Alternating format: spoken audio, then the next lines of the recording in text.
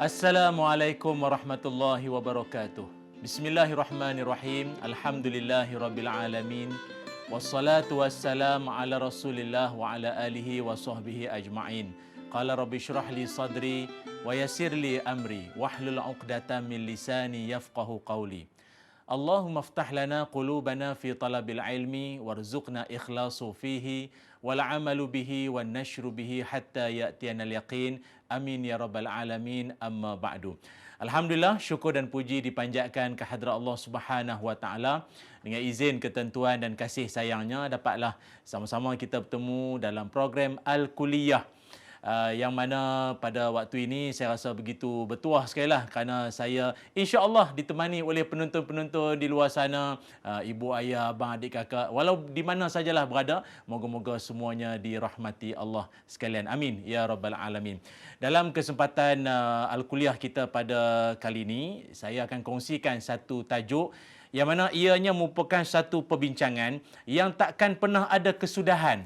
Akan ada saja isu-isu yang timbul berkait dengan tajuk ini. Tajuknya apa? Akhlak kat mana? Akhlak kat mana? Kalau tempat lokasi, boleh kita minta dia tolong share location. Rumah kau kat mana? Share location je. Tapi ada juga persoalan, akhlak kat mana? Barangkali kerana ada isu yang berkait tentang soal biadab, ataupun mungkin salah laku, ataupun mungkin perbuatan-perbuatan yang kita rasa macam tak patut dia buat macam tu. Maka akan timbullah kata-kata akhlak kat mana. Para penonton yang saya hormati sekalian, akhlak ini merupakan satu perhiasan yang mencantikkan lagi seseorang. Kalau seseorang tu dia ada akhlak yang baik, maka akhlak itu dia akan mencantikkan seseorang. Umpamanya macam saya sekarang ni. Saya ni nak kata handsome tu, idok lah sangat. Manis tu ada.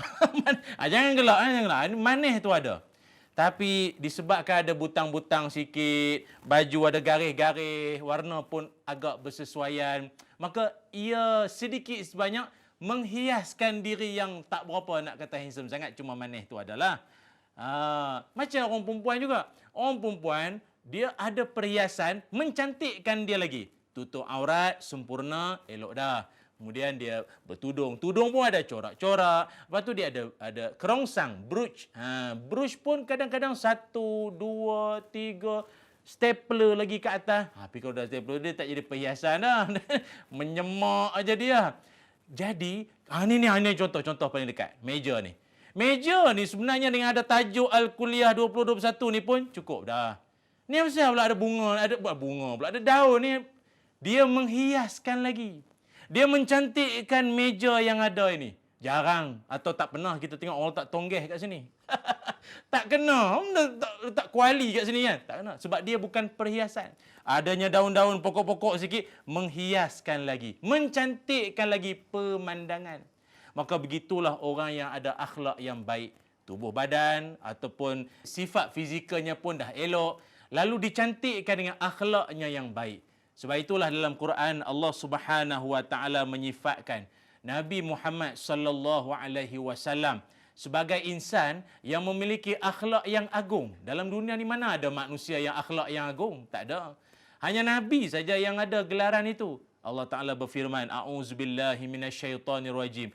Wa innaka la'ala khuluqin azim. Sadaqallahul azim. Kata Allah, dan bahawa sesungguhnya engkau, wahai Muhammad, mempunyai akhlak yang amat mulia, akhlak yang agung. Surah Al-Qalam, ayat yang keempat. Maka kerana itulah kita ni, bab akhlak ataupun adab, ini merupakan salah satu daripada pelengkap kehidupan manusia.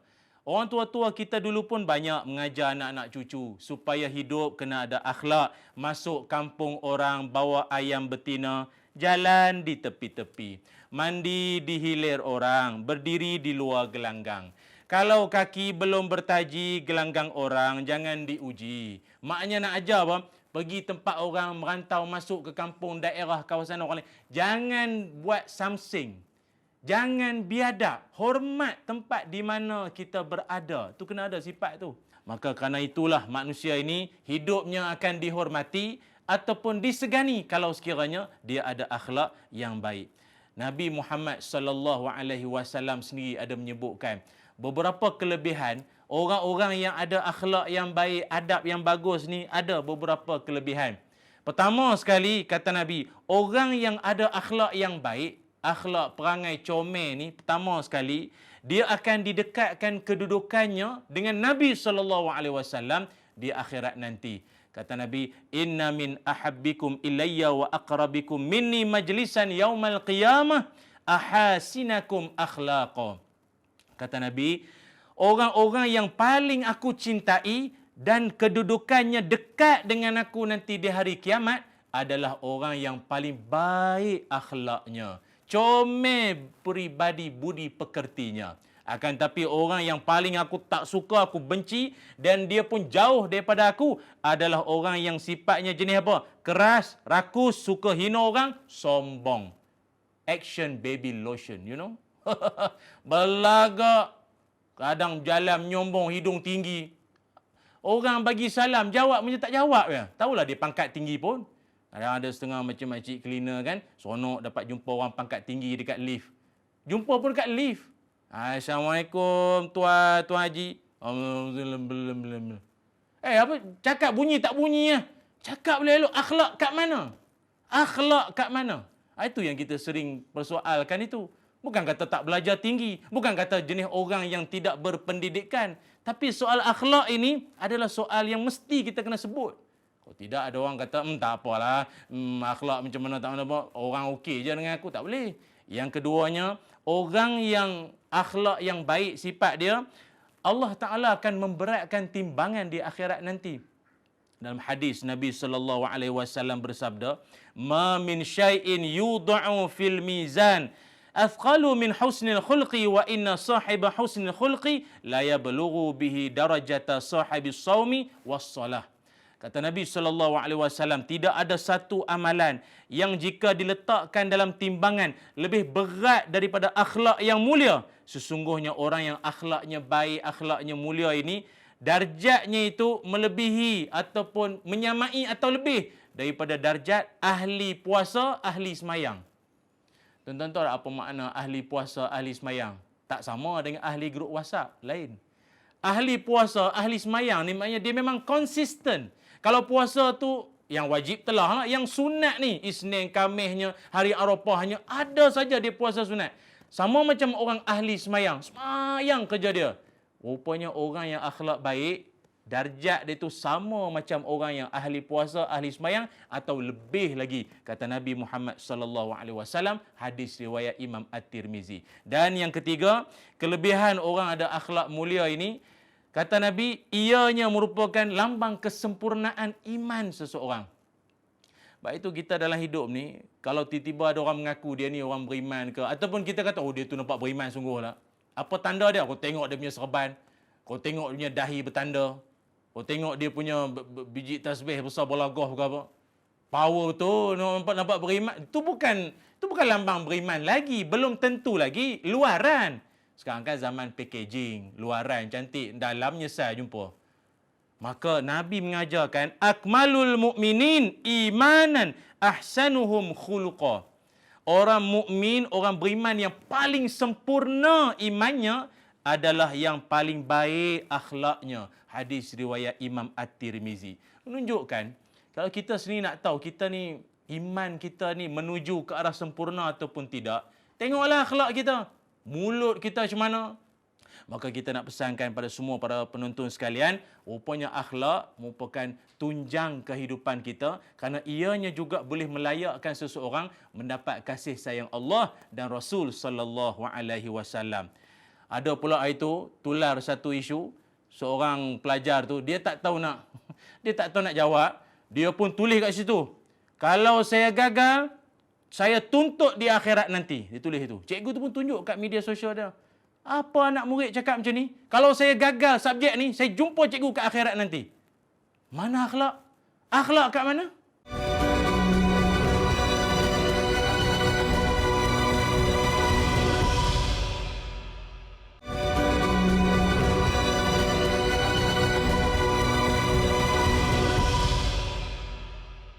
Kalau kita lihat bagaimana Imam Syafi'i rahimahullah. Imam Syafi'i waktu dia menuntut ilmu dengan gurunya Imam Malik, kalau dia selak muka surat tu, sikit pun dia akan pastikan tak bunyi. Kita kan macam guru kata, turn to page. Buka muka surat sekian-sekian, 67 ke 68. Serap kita satu dewan kuliah kan, ramai-ramai serap buka kan. Tak peduli dah. Tapi Imam Syafi'i dia akan memastikan dia punya selak helaian muka surat kitab tu tak berbunyi. Sebab apa? Dia tak nak mengecilkan hati gurunya Imam Malik. Bayangkanlah. Kalau dalam suasana PDPR anak-anak kita. Cikgu bagi tahu dah, buka kamera semua, buka kamera. Dia buka kamera tak?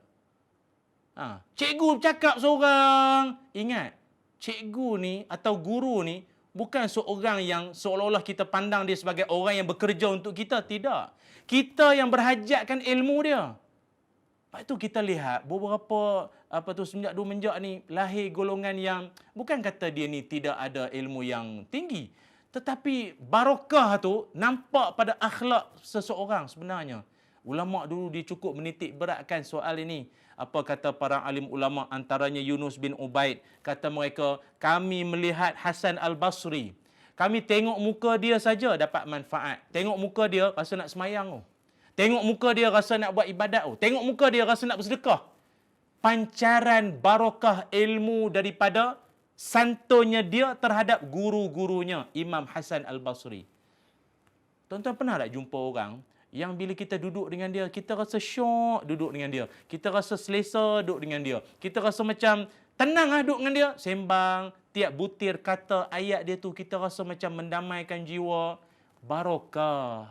Berkat tu. Berkat dia, santun dia, hormat dia, taat pada guru dia, terpancar. Orang lain boleh rasa. Tapi kalau yang jenis biadab terhadap guru, cikgu tu pula kadang mungkin dia mengajar bahasa Inggeris, salah sebut pronunciation yang mungkin tak berapa sempurna macam Mat Saleh, digelakkan, ditularkan semata-mata nak meraih followers dan likes dan subscribe semua. Benda ini akhirnya memusnahkan adab, meruntuhkan kita punya akhlak dalam masyarakat kita. Na'udzubillah min zalik. Ingat, Nabi SAW berpesan, laisa minna man lam yarham saghirana wa yujilla kabirana wa yafil alimina. Kata baginda Nabi, bukalah termasuk golongan kami orang yang tidak menyayangi yang muda, tidak hormat pada yang tua, dan tidak reti untuk meletakkan hak kepada ulama-ulama kami. Hadis riwayat Imam Ahmad. Maknanya golongan guru-guru, para alim ulama ini, kita kena hormat. Kita kena hormat. Sungguh pun kadang kita rasa macam kita mungkin tak sehaluan dengan dia ke, ataupun tak sependapat dengan dia, tu cerita lain. Hormat kerana ilmu dia. Minta maaf lah, kadang-kadang dalam masyarakat kita, ada setengah orang dia mungkin, maaflah dengan izin, dia kata take for granted, dia panggil apa ya, berlebih kurang dengan guru-guru ni. Dia kata, tak apa, ustaz tu pun lebih kurang ya, dia pun lebih kurang kita ya. Alah, ustazah tu pun okey, buat lebih kurang dengan dia ya. Tak boleh. Tak boleh. Sesungguh mana kita rapat dengan dia, kita baik dengan dia dan dia pun okey dengan kita, itu tak bererti kita tak hormat dia. Kita hormat bukan kerana dia tu mengada-ngada nak sangat dihormati, tapi kita hormat dia sebab Nabi yang suruh kita muliakan orang alim, muliakan guru-guru kita. Dari situlah kita akan mendapat berkat dalam hidup. Berkat benda tak nampak tapi dapat dirasai. Samalah juga situasinya apabila kita dengar ada isu berkait tentang orang yang biadab terhadap si penerima sedekah. Orang yang nak menerima sedekah ni, dia hidup susah. Dia hidup dia dalam keadaan macam-macam kesusahan di sana sini. Kadang-kadang ada yang tak ada rumah. Lalu dia mengharapkan bantuan orang ramai. Okeylah. Bila ada pihak yang tampil nak tolong buatlah cara nak tolong. Yang ini datang nak tolong tapi dengan mengaibkan dia. Ada yang sampai tahap menghina dia, merendah-rendahkan dia. Itulah dulu kecil-kecil tak belajar pandai-pandai. Dulu malas belajar. Tengok sekarang apa jadi. Ini bukan masanya nak cakap tu semua. Nak bagi silakan. Perangai menjatuhkan maruah, menghina, merendah-rendahkan si penerima sedekah ini, Allah Ta'ala tegur dalam Quran. Apa kata Allah Ta'ala? A'udzubillahi minasyaitonirrajim. La tubtilu sadaqatikum bil manni wal adha. Ila akhiril ayah. Jangan kau rosakkan pahala sedekahmu dengan engkau mengungkit-ungkit dan menyakitkan hati si penerima sedekah. Jangan sakitkan hati dia, nak bagi-bagi lah. Ni tengah duk hulu ni, ingat. Jangan benda tak senonoh pula. Ni dah lah hidup tu susah. Muka tak handsome. Ambil ni belanja elok-elok. Hei, nak bagi-bagi lah. Mulut tu jaga sikit. Sebab itu kita nak menegur sesetengah di kalangan kita yang mungkin sebelum ni kot ada terbuat. Dia kata saya tak ada niat, okey, terbuat. Maka tolong taubat. Perangai ini bukanlah kita saya saja cakap, Allah sendiri sebut. Nak bagi bantuan, nak tolong orang silakan. Tapi jangan sampai menyakitkan hati orang. Apatah lagi kita menjatuhkan maruah depan orang lain. Dia dah lah hidup susah. Dihina, dimalukan macam tu pula. Lagi teruk keadaan. Samalah juga dengan golongan orang kelainan upaya. Orang kelainan upaya ni, sehingga kan dalam Quran sendiri, Allah Subhanahu Wa Taala ada menyebutkan tentang situasi dan kedudukan mereka ini dalam Quran. Iaitu dalam surah Al-Fathu ayat yang ke-17. Allah Ta'ala berfirman. A'udzubillahi minasyaitonirrajim. Laisa 'alal a'ma harajun wala 'alal a'raji harajun wala 'alal maridi haraj. Ila akhiril ayah. Sadaqallahul azim. Tidaklah menjadi salah kepada orang buta dan tidaklah menjadi salah kepada orang tempang dan tidaklah menjadi salah kepada orang sakit, tidak turut berperang kerana masing-masing ada uzurnya. Surah Al-Fathu ayat yang ke-17. Menunjukkan Allah Ta'ala sendiri ada menyebut tentang kedudukan orang kelainan upaya ini. Maknanya kita masyarakat awam ni di sekeliling ni pun kena hormat lah. Dia punya parking dia, jangan gatal pergi masuk. Tak hormat. Dia kata, alah kawasan ni bukan ramai sangat. Okey, masuk lah. Dia nak cepat, dia malah nak berebut parking. Dia masuk parking okey. Jangan. Tuan-tuan ingat tau. Akhlak bukan hanya sekadar di masjid dan di surau. Dan Allah Ta'ala perhatikan kita bukan hanya dalam semayang semata. Ni dalam kita berurusan harian, dalam kita bermuamalah dengan jiran, dengan kawan, rakan sekerja, rakan sepejabat, rakan siapa-siapa pula, semua diambil kira. Sebab itu Nabi SAW pernah ditanya oleh seorang sahabat. Yang mana sahabat tu ditanya kepada Nabi, dia kata, "Ya Rasul, saya ada jiran. Jiran saya ni dia memang rajin betul lah buat 3 amalan." Apa 3 amalan tu? Pertama, dia rajin puasa sunat. Puasa sunat dia rajin buat. Yang kedua, dia rajin semayang malam. Semayang malam rajin bangun. Dan yang ketiga, dia kuat bersedekah. Saya ingat ketiga-tiga amalan ni kita pun jarang boleh buat benda ni. Rajin bersedekah. Tambah musim-musim susah pula, lagi lah tak bagi. Yang keduanya, rajin puasa sunat. Tak Ramadan, tak puasa dah setengah orang. Yang ketiga, dia rajin semayang malam. Tengah malam dia boleh semayang. Tengah orang, tengah hari tak semayang. Ni tengah malam dia boleh semayang. Tapi itulah sahabat kata, "Ya Rasul, cuma makcik ni dia satulah, dia punya halnya satulah." Apa dia? Dia tu'zi jiranha bilisaniha. Dia rajin, dia sering menyakitkan hati jiran dia dengan lidah dia. Apa kata Nabi SAW? Respon balas Nabi, "Hiya finnar." Tempatnya di neraka. Seolah-olah dia punya sedekah, dia punya semayang malam, dia punya puasa sunat itu tak dipandang oleh Allah Ta'ala. Hanya kerana hubungan buruk dia dengan jiran-jiran yang lain.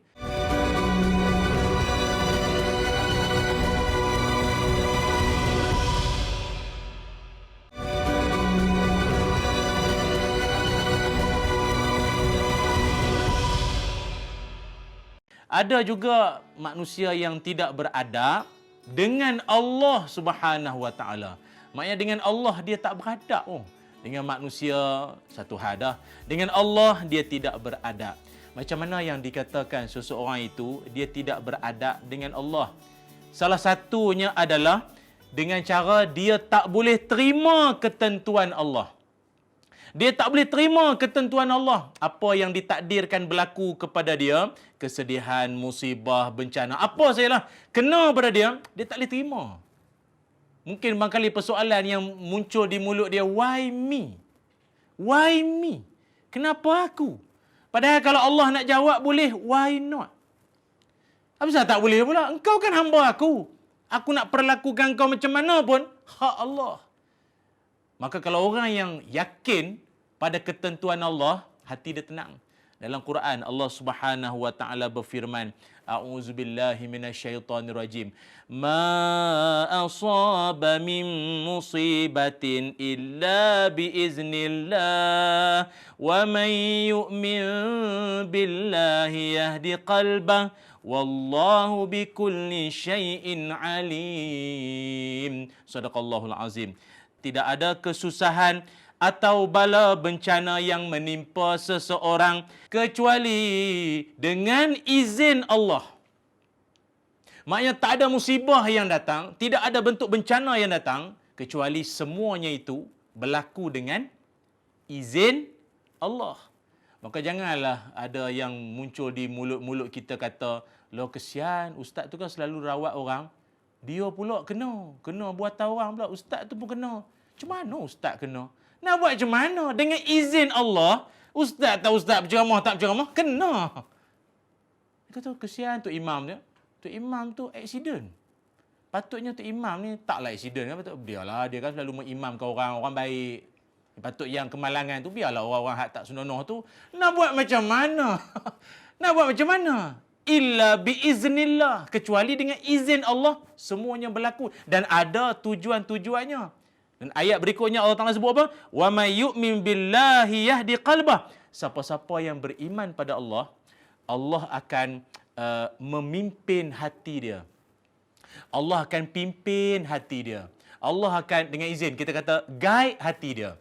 Allah akan bimbing hati dia. Kalaupun mungkin dia rasa nak mengamuk, rasa nak menyalahkan, rasa menyesal, rasa macam-macam perasaan lah pada waktu itu, Allah akan bimbing hati dia supaya dia boleh menerima ketentuan, keadaan yang mungkin dia sendiri pun tak harap benda tu berlaku dalam hidup dia. Itulah maksudnya orang yang biadab dengan Allah kalau dia tak boleh terima ketentuan atau takdir daripada Allah Subhanahu wa taala.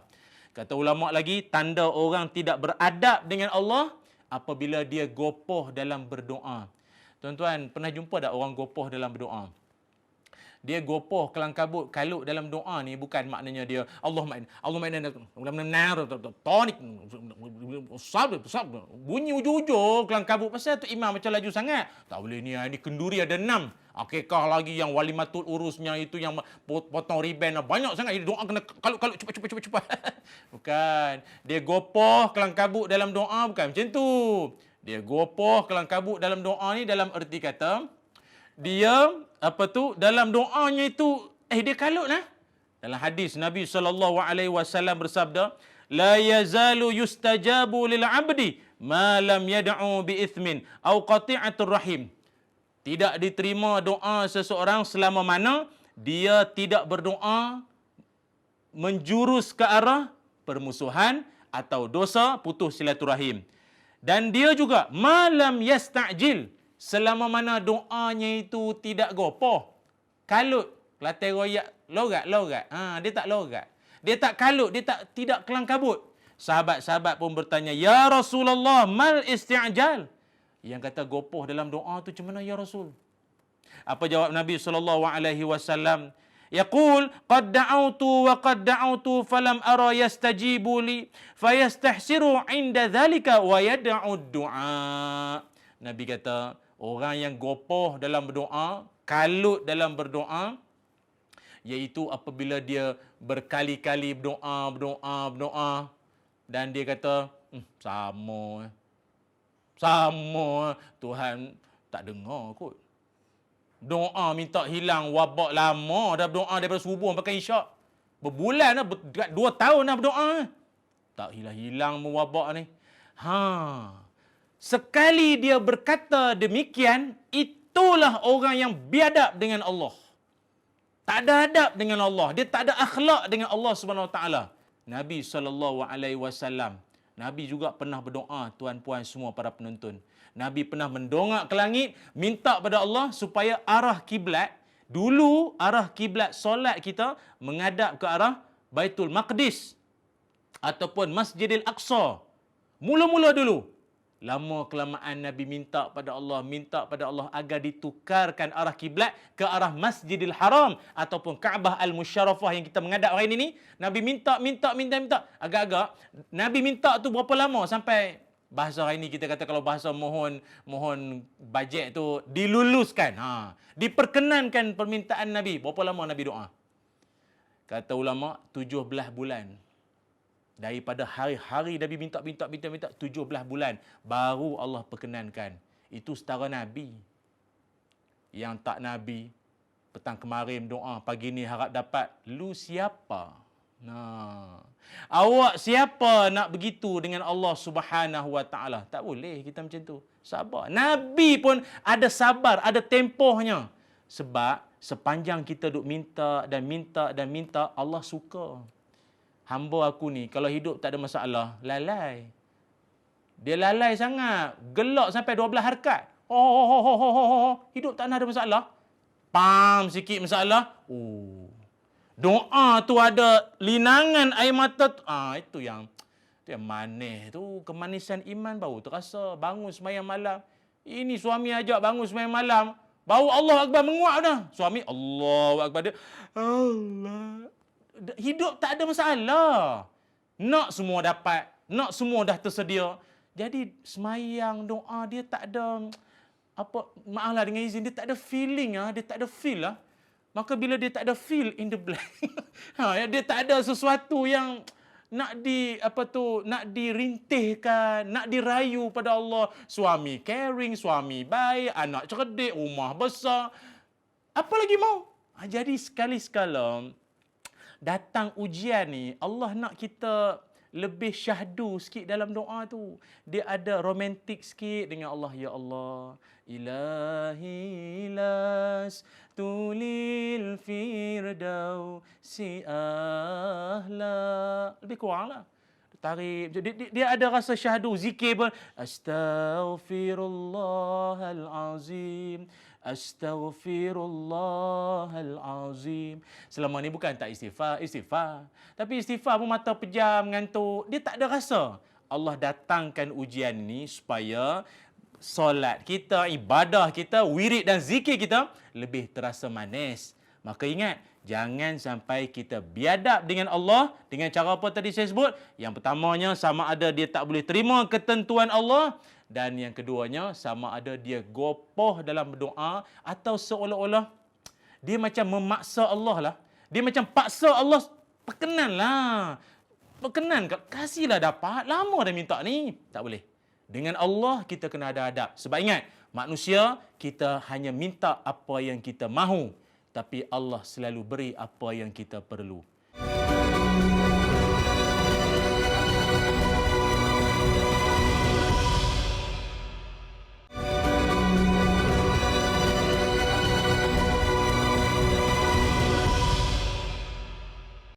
Ada orang mengaku, dia kata, aku rasa aku kot akhlak yang paling baik lah. Korang ni sebenarnya nak belajar tentang akhlak-akhlak ni, ikut aku ya. Akulah akhlak yang paling bagus. Yang kau tengok aku dengan mak aku macam mana.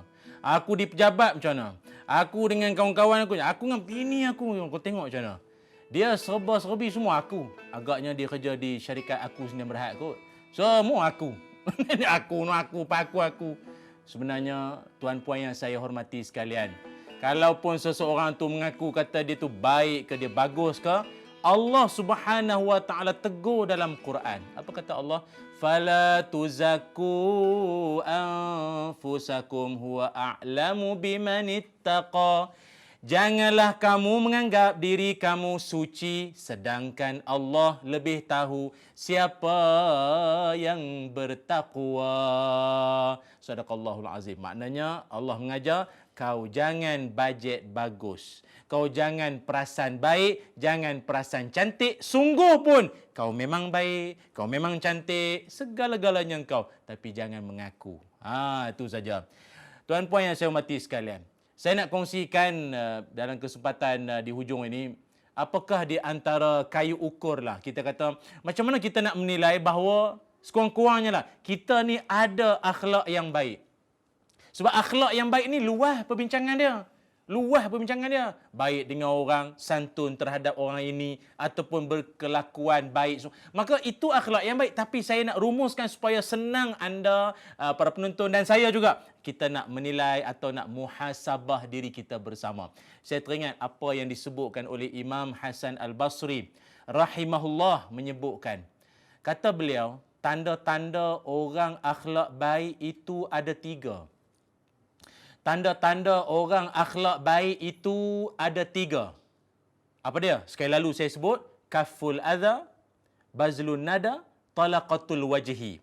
Maksudnya, pertama sekali, kaful adha. Apa makna kaful adha? Menahan diri dari menyusahkan orang. Itulah akhlak.